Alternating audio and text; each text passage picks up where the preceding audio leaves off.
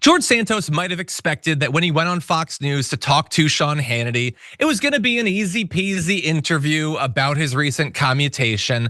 But Hannity actually pushed back just a little bit. Take a look. Even though you're not compelled with this commutation to pay it back, do you think you should?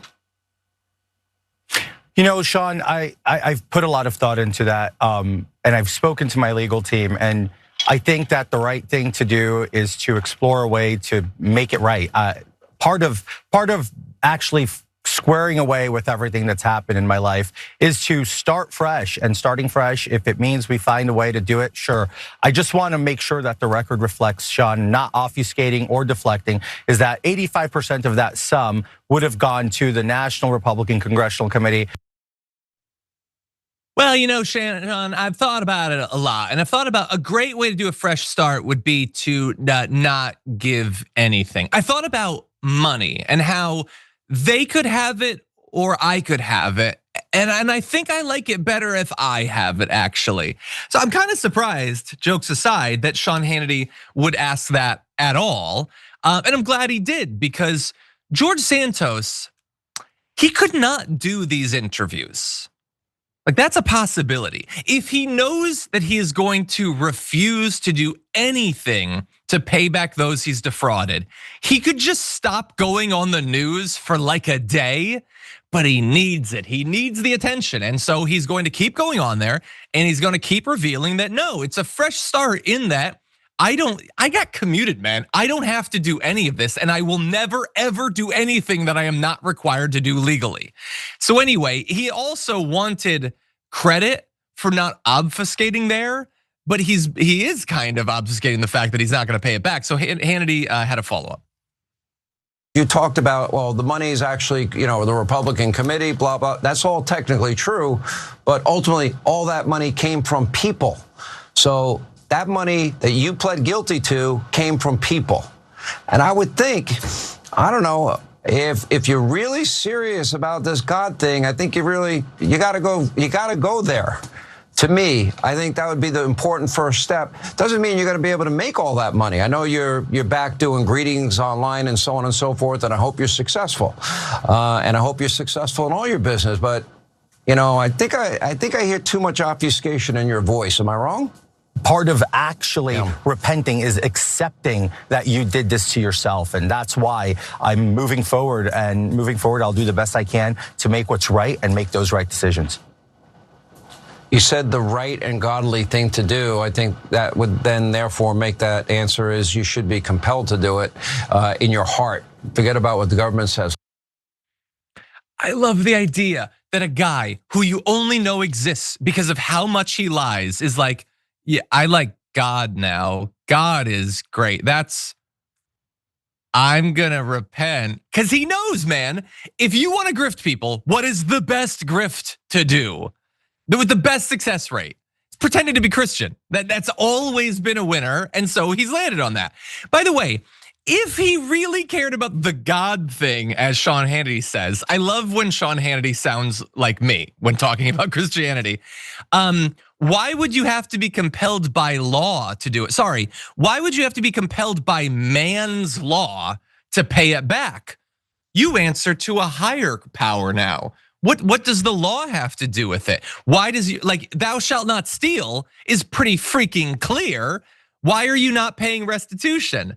And what I don't understand about the Sean Hannity thing though, is when he's like, you're doing your greetings thing, which is nice shade against George Santos there. And I hope that it's successful. I hope you're successful in all your businesses. Why? Why does Sean Hannity wish the best for an unrepentant fraud and con man like George Santos? Now you might, maybe you're a super nice person or whatever, you just wish the best for everyone. Sean Hannity has never felt like he needs to be nice to everyone regardless.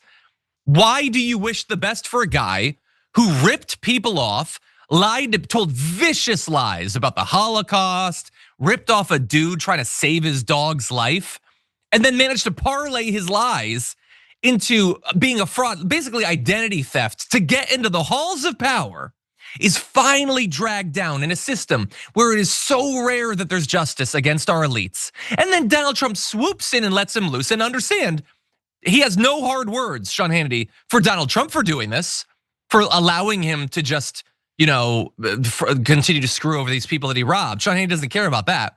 By the way, Donald Trump could cut a check for that $370,000 or whatever instantly. It'd be nothing to him. If Donald Trump actually cares about any of this, why isn't he doing that? And so instead, it's just, I wish you the best. I don't wish him the best. I wish Sean Hannity, I also don't wish the best for Sean Hannity. George Santos should be just condemned to, nobody should pay attention to him anymore. He should have to actually work for a living. Why is he an influencer? All he is a massive fraud and liar. No, first of all, stop bringing him on your show. I know that you brought him on to ask him one or two, put in soft questions or whatever. That's good. Do that, and then that's it. That's it. You don't have to wish him well. Sean Hannity doesn't wish well every other American. He's perfectly willing to see the government screw over Americans that he disagrees with. But for some reason, he still feels a little bit of kinship to George Santos. Anyway, I'm gonna turn now to briefly acknowledge someone who I think deserves a little bit more empathy from someone like a Sean Hannity. And so here is actually one of the people that George Santos defrauded. What was it like for you when you heard that his sentence had been commuted? I still haven't eaten since I heard that. That was 3 days ago. I was really just sick to my stomach for the president of the United States to stick me in the gut with a knife, and every other veteran and every other military member to get a knife in the gut. He also knifed Holocaust victims, Holocaust survivors, and 9/11 survivors and victims in the gut by letting this guy out this early. He should have done at least half of his 7 years. This is disgraceful. President Trump, this is another thing in the long line of his disrespect for our military and our veterans. I totally agree. That's Richard Osthoff. And sorry, I guess he doesn't get a spot on Sean Hannity's show. I guess Sean Hannity wants to talk to, former congressman, maybe somebody who's gonna run again or whatever, not the formerly homeless vet who was screwed over by George Santos. Reminder, if you're not familiar with this story, he was homeless and living in a tent with his service dog. George Santos, then calling himself Anthony DeVolder, says he's gonna help him find a vet to remove a tumor from his dog's stomach. He sets up a GoFundMe campaign. It raises $3,000 and George Santos stole it. He just kept the money, screwed him over. I don't care if the dog dies or whatever. I don't care. I don't care if you stay on the streets, doesn't matter. That's my money. I get it. That's my first start. I'm a God guy now. I'm a Christian. And Sean Hannity is like, well, I can't go too hard against this guy. By the way, here's a follow-up question for Sean Hannity as I end this. Why is Donald Trump going around pardoning fraud after fraud after fraud after fraud? People who screwed over their donors, screwed over their investors. Has Sean Hannity had one segment to question why Donald Trump is using his pardon power to rescue all of these rich, well-connected frauds who never have to pay back anyone they robbed, who never have to express any remorse for what they did? Why is Donald Trump doing that? And why is Sean Hannity completely fine with it?